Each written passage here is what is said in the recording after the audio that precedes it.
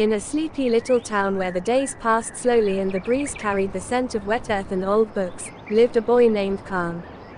He was 10, an age too small to be taken seriously, but old enough to carry big thoughts. His world was soft and safe. A small house with sun-drenched windows. A gentle mother who sang while stirring dal. A father with kind eyes and chalk-dusted clothes who came home smelling of ink and warm paper. They weren't rich, but they weren't poor either. They had enough. Enough to smile. Enough to sleep in peace. Enough to live simply. But for Khan, enough wasn't enough. He didn't want more toys or a bigger house. He wanted something else. Something no one had taught him the word for. A quiet whisper inside his chest that said, build. Try. Begin. At night, while other children dreamed of superheroes and candy, Khan lay awake staring at the ceiling, imagining a little shop of his own. A shop that smelled like fresh lemons and printed paper. A place where coins dropped into a jar sounded like music.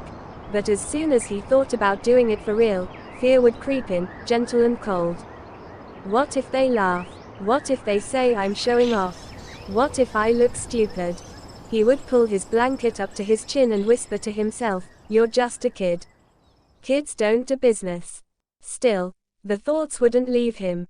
They clung to him in the way dreams do, soft at first, then heavier until they're impossible to ignore. One evening, as golden light spilled across the porch, he looked up at his father and asked, do I have to wait to grow up to do something real? His father didn't laugh or dismiss him. He simply placed a hand on Khan's head and said, no one gives you permission to chase a dream, Peter. You take it. That night, something changed. The next morning, with trembling hands, Khan carried out an old wooden table, a tin jug, and 3 lemons. His heart thudded so loudly he thought the birds could hear it. He made a sign, crooked and clumsy, Khan's cool lemonade, warz. 30. He stood by the tree outside their home, knees shaking, breath shallow, feeling like the whole world was staring. But no one was. People walked past. Some glanced. Some didn't. He almost turned back. This is stupid, he told himself. Go back inside. Then a little boy tugged on his mother's dupatta and said, can I have some? And just like that, the spell broke. Khan smiled, poured the lemonade, collected the coin. That one sale felt like flying. But the world doesn't always clap when a child dares to dream. At school, the whispers started. Why does he work? Are they struggling? He thinks he's a big man now. They laughed, not because he was failing, but because he dared to be different. Khan smiled on the outside, but inside, his heart curled inwards. He stopped putting up signs. He lowered his voice. He thought about quitting. That night, he sat on the floor of his room, staring at the coin jar. It was half full, but his spirit felt empty. Then came a soft knock. His mother, holding warm milk and quiet wisdom. They laughed at your barber too, she said. When he left a better job to become a teacher. People always laugh at bravery, Peter. Until it blooms.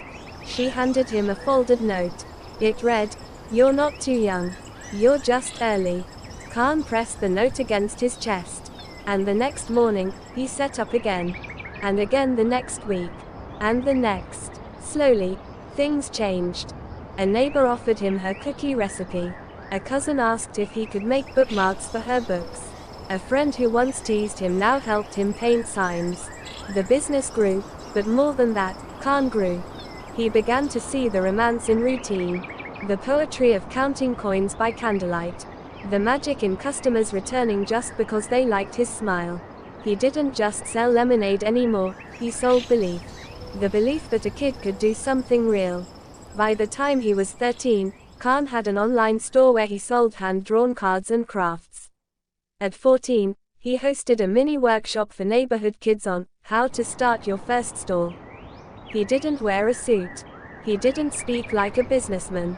He spoke like a boy who once stood under a mango tree, afraid and unsure, and chose to begin anyway.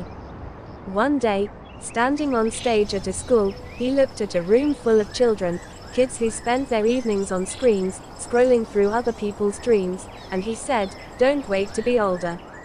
Don't wait to be perfect. Don't waste your spark trying to look cool. Be the kid who starts. Start a stand. Write a story. Sell a card. Try something your heart keeps whispering about. He paused, and added, you're not just a kid. You're a person with ideas. And the world needs your kind of brave. And in that room, dozens of little hearts quietly lit up. Maybe not all would start something. But none would ever again believe they were too young to matter. Because of Khan, the boy who once hesitated, but began anyway.